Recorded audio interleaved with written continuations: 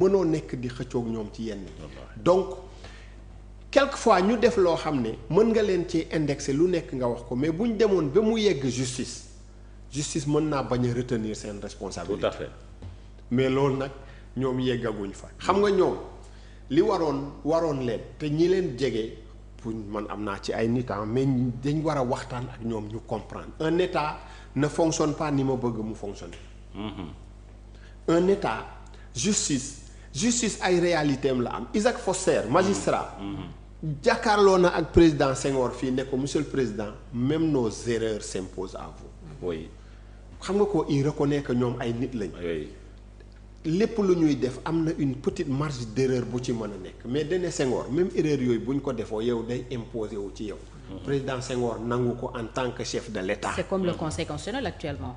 donc yi ma dégg ñuy wax Conseil constitutionnel di ko wax yenn juges yi yooyu mën na ñàkk parce que aussi bu ñu nekkee ci situation bi Conseil constitutionnel moo ci jouer le rôle le plus déterminant et le plus décisif moom moo ko jël parce que la décision finale bi tax président Macky Sall dem élection ba ñoom ñu ñëw au pouvoir moom moo ko def.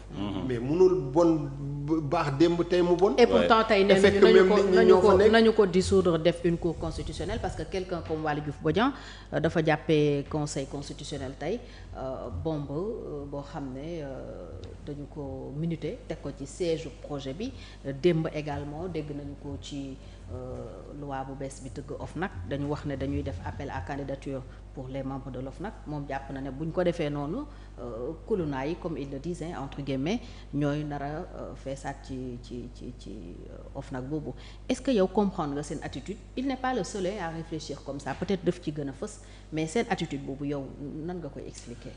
Waly je comprends son attitude Waly dafa jàpp moom ne il a vécu une injustice boo xam ne digéré wu ko bi léegi digéré wu ko et loolu mooy expliquer la violence qu'on retrouve dans ses positions dans son verbe Waly li mu laaj lañ deful ay doom bàjjanam ay xaritam ak ñi ko miin dañ ko war a dugal ci néeg ñu waxtaan ak moom Waly du moom rek moo demoon Rëbës ay nit dem nañ Rëbës ci condition yoo xam nga Waly sax militant Pastef la woon Pastef la moo doon xeex ak état bi ñun xam nañ booy laveur yoo xam raxaskati oto ay booy étudiants yoo xam dañ goonoon université di ñibbi ñu yóbbu leen Rëbës ils ont fait au mauvais endroit au mauvais moment ils ont fait des mois en prison et c'est des inconnus te Waly fi mu nekkoon sax ak fii ñenn ñi bokkul parce que Waly chambre hôtel la ne woon waaw chambre léegi 48 nag la ñële ne woon am na ci ñoo xam ne ils l'ont vécu dans leur chair gis nga buñ la koy nettali parce que nous on a fait des entretiens ak ñu bari ci ñoom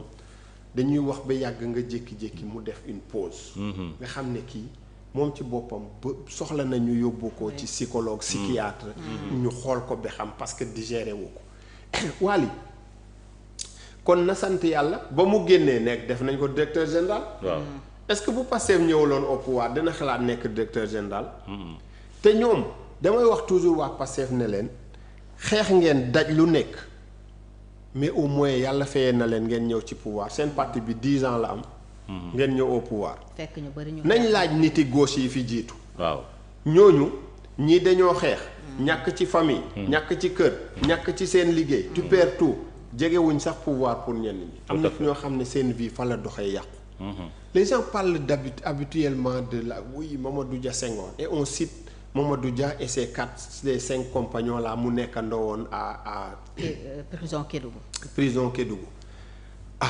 derrière il y a eu beaucoup de citoyens yu àndoon ak Dia qui ont vécu l'enfer à cause de ce dossier là te kenn du leen tudd kenn xamu ko xam nga tax man ma xam ko j'ai lu l'ouvrage bu tudd le dernier fils de la Grande Royale parce que moom proche yi Mamadou Dia la woon moo ko yeneen collègue am yoo xam ñoo ci nekkoon ñu perdre ci lu bari lañ ci perdre daj ko ci mais on ne parle même pas de l'histoire ne les retient même pas Waly l'histoire l'a retenu parce que au moins danañ fekk ci liste ancien directeur du port yi ne mu nga fa mu yàlla may ko dooleeg mu mën a dugal ay nit may ko dooleeg bu soxlaa président soxla premier ministre gis ko parce que xeex na am na ñu xeex te amuñ loolu am na ñu perdre lépp te amuñ dara. Est-ce que c'est le même discours qu'il faut tenir au Premier ministre parce que moom tam dafa mel ni ci dynamique. Il est un peu dans la même dynamique, dans la même logique. Et le Premier ministre il faut que mu comprendre leen. Il est le chef de l'administration. tey ñëpp moo leen joboote. ñi ko defal violence ak ñi ko yëpp Fatou ñoom jour bi ñu jotee pouvoir ñu dem passé président Macky Sall def jox caabi palais bi président Diomaye le lendemain c'était le 3 avril ma toog di seetaan ma gis général Moussa Fall. toojal Ousmane Sonko toojal Diomaye.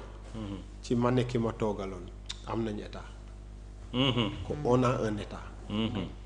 parce que Moussa Fall miy def loolu di général. presque le 4 avril la woon levée des couleurs bi. waaw palais. parce qu'à 95% xamoon na ne moom dañ koy dindi après. loolu jur na coup d'état ci beneen réew di. dëgg la buñ bëggoon a dindi mu nangu nguur. dëgg la. ak sax lu ci mën a topp après. ak li ci mën a topp. waaye nangu naa des dans le carcan de la République. def cérémonial beeg lépp li mu laaj.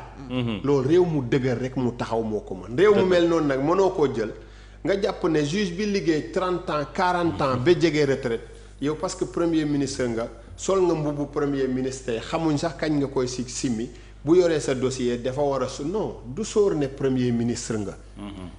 dafay def li nga xam ne parce que magistrat yi. comme man juriste bu may bind texte je le dis souvent aux gens je dis aux gens man bu may wax ci plateau yi vous pensez que je parle aux militants droits de l'homme déedéet.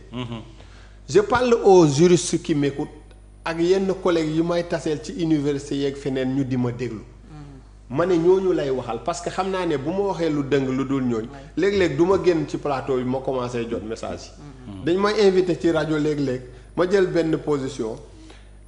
diggante français bi jeex na ak wolof bi ñëw na nga gis ay avocat yu ma oo ak yenn juristes yi ne ma d'accorduñ ak sa raisonnement bi. d'accorduñ nangam. et on discute bu ñu may convaincre ma ne leen vous avez raison. donc magistrat yi peut-être rejeter le rabat d'arrêt du premier ministre ci noonu la ñu doxalee. je trouve même que le rabat d'arrêt les conseils du premier ministre ñoo expliqué wul bu baax. premier ministre rabat d'arrêt lu tax mu jóg ak fan lañ ko war a dugal. dëgg la espoir bi mu wekkoon ci rabat d'arrêt bi man laa comprendrewul. parce que ñi xam rabat d'arrêt. parce que cour suprême am na seen benn bulletin boo xam ne dañ ci expliquer rabat d'arrêt conditions yi pourquoi mu war a am rabat d'arrêt nga dem fa sax d'abord li mu war a am bariwul. mais buy am aussi. chance yi bi nga am pour gagner ci moo bariwul. loolu waroon nañ ko préparer ne ko chance yi ñu am bariwul nangam bi mais moom dafa mel ni décision bi def ko bett et mu réagiré ci bu noo xam d'accorduma ci man parce que jour ngoon gi mu génnee je crois ci la génn def vidéo bien sûr loolu doon wax ci li mu jëlee Chine mais personne n'a retenu li mu jëlee Chine très sincèrement rabat d'arrêt bi la ñu comprendre ne moom moo taxoon mu def cette sortie là parce que communication aussi loolu la boo bëggee communication bu baax da ngay am yooyu. et le dossier de Barthélémy Diaz. le dossier de Barthélémy aussi. alors balaa ñuy ñëw ci Barthélémy est-ce que rabat d'arrêt bi yow da nga bokk ci ñi gëm ne scellé na sooru Ousmane Sonko par rapport ak bokkam ci élection présidentielle bu 2029. moi je crois que Ousmane Sonko amnistie bi